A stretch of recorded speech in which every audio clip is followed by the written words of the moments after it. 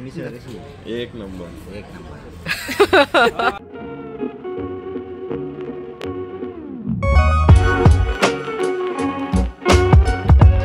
नमस्कार मंडळी, जय खानदेश. आम्ही आलो नाशिकला कारण की भावाचं लग्न होतं. तर सकाळची वेळ आहे आज, म्हणजे दुपारून लग्न असणार आहे तर थोडा वेळ आहे.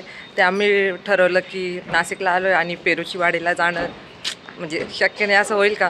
तर आज आम्ही चाललो आहे. ही आमची ताई आहे हेमाताई. आम्ही चाललो आता पेरूची वाडीला.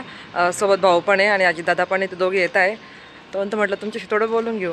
तर आज आम्ही चाललो आहे पेरूची वाडीला. तिथं काय धमाल करू, तिथे काय बघण्यासारखं, हे जर तुम्हाला सगळं बघायचं असेल तर हा व्लॉग नक्की पूर्ण बघा. काय म्हणतात आहे, इच्छा आहे का जायची का नाही?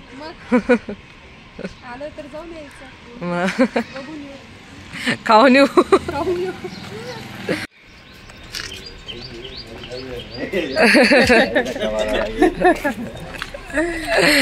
तर आम्ही निघालो होतो रूमवरून आणि गुगल मॅपमध्ये चेक केलं तर काही 20-25 मिनिटाच्या अंतरावरती होतं. म्हणजे जवळपास लोकेशन हेच होतं जाण्यासाठी. त्यामुळे आम्ही ठरवलं आणि कधीपासून इच्छा होती पेरूच्या वाडीला जायचं. आणि रस्त्यातच आम्हाला दिसले शेख, म्हणजे हे आपण म्हणतो ना की जुने लोक खोपट्यात राहायचे तसे आले ते आता नवीन काही तर काही निघत राहतात जेणेकरून ते लोक जातात आणि रात्रीची बघा असे दिसतात. तर छान वाटतं जेवण वगैरे करायला.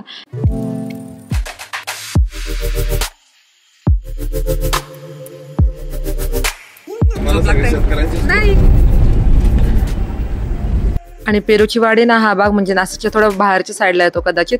बघू शकता तुम्ही रस्त्याने आम्हाला शेती वगैरे दिसत होती छानशी. पण आलो होता पेरूच्या वाडी जवळच.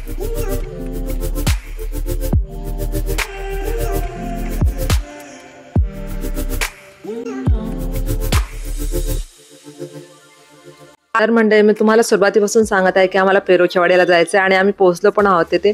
पण इथे आहे तरी काय, ते इथे छान मिसळ वगैरे असते चुलीवरची आणि पेरूपासून काही बनलेले पदार्थ असतात ते पण असतात. तर ते आपण आता बघणार आहोत. आणि आम्ही मध्ये गेलो आणि सुरुवातीलाच होते छानसं असं तुळशी वृंदावन.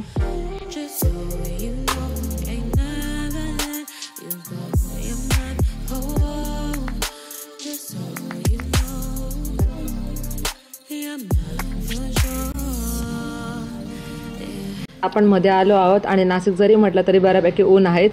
तर छान निवांत मला थंडगार वाटत होतं कारण की सगळीकडे हिरवळ होती आणि मस्त की झाडांना डिझाईन वगैरे करण्यात आली ती आणि निसर्गाची सानिध्यात हे सगळं करण्यात आलेलं आहे पेरूची वाडी.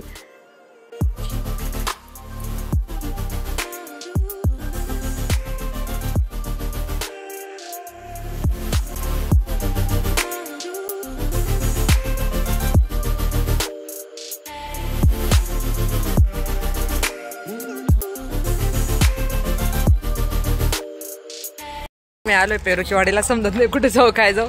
तर पहिला आम्ही पेट पूजा करून मग पुढचं बघू. बरं की नाही ताई? कसं वाटतं आल्यावर? ते खूप छान वाटते है ना. सार्थक झालं ना इथं येण्याचं. खूप दूर आहे पण. तर दादाने ऑर्डर दिली होती तोपर्यंत आम्ही बघत होतो की तर काउंटरला काय काय आहे.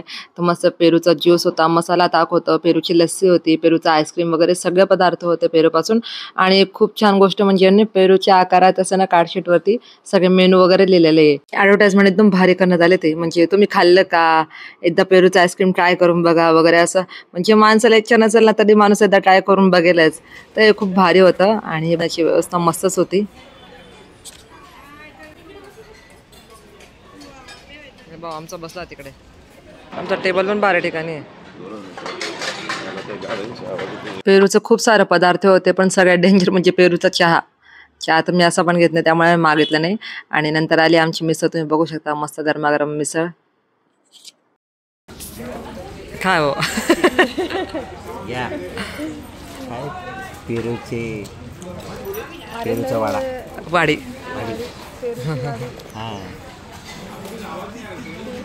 आमची मिसळ आली ती आणि सोबतच होतं की कांदा, लिंबू, दही, पापड आणि मस्त की मोठा पाव. त्याच्यातच पोट भरून गेलं तर बघून.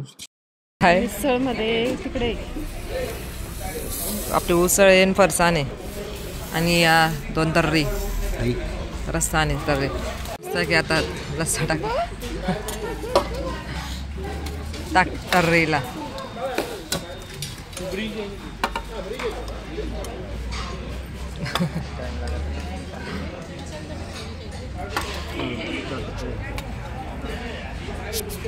आमचा भाऊ आम्हाला देतोय पहिल्यांदा. अगं मिसळमध्ये पण गुंग झाली. आता आम्ही मिसळ खाऊ मस्त पैकी, शूट वगैरे करत नाही. आमचा भाऊ जेव्हा मिसळ खायला आम्ही ते शूट करू. आता आम्ही करतो. हो ना सहज नाही फक्त आम्ही तुम्हाला ते पोल्ट याचं पण देतो बेकरीचं पण त्यांचं नाही येते का असं होतं करून टाकू. माझा व्हिडिओ कोणी असा केला पण माझा कोणीच घेत नाही बिचारीचा. जनरलमध्येच करतो त्यांना सांगितलं मी ते कल्पना दिली. लवकर खान सांग चौकशी आता. मी येतो दुपारी.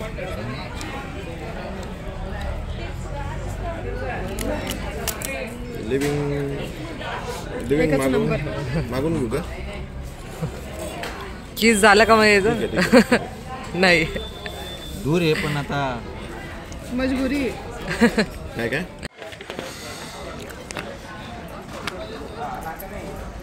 नाही ठीक आहे चालेल.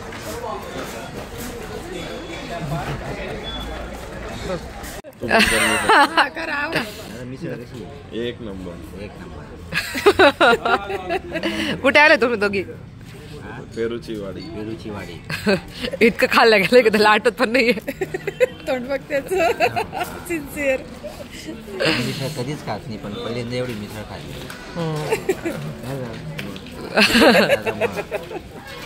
सगळेजण पॅक होऊन गेलो. नाही तर तुम्हाला इथे घेऊन नसतो आलो.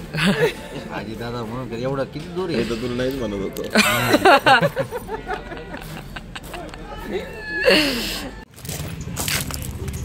चला ना इकडे. बघून घे मग. हा ना आलोय तर इकडे ना. परत येऊ का? चल लग्न करून 2-2.5 ला लागेल. चल चल ना रिक्षावर. समोर रिक्षा पटकन पोहोचू आपण.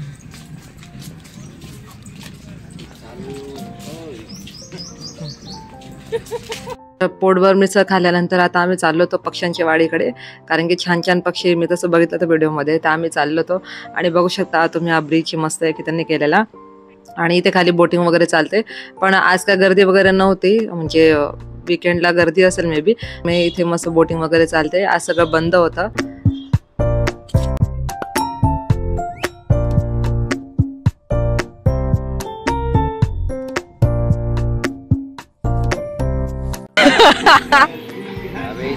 पैसे लागतात रे भाऊ. काहीच नाही. भाव पण नाही मिसळ.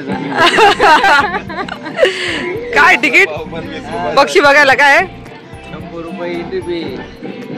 अरे फ्री धुळ्याला झाडं लावा. झाडं जगवा. पक्ष्यांच्या वाडीला काय आम्ही गेलो नाही. साईडला खाली ब्रिजच्या खाली उतरल्यानंतर पक्ष्यांची वाडी होते ते, जिथे वेगवेगळ्या प्रकारचे पक्षी असतात.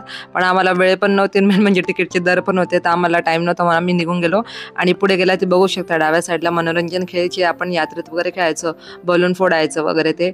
आणि लहान मुलांसाठी पाळणे वगैरे होते. तर मी एकटीने बघितलं, ही मंडळी काय आलीच नाही. वाडी फक्त खायला आलो.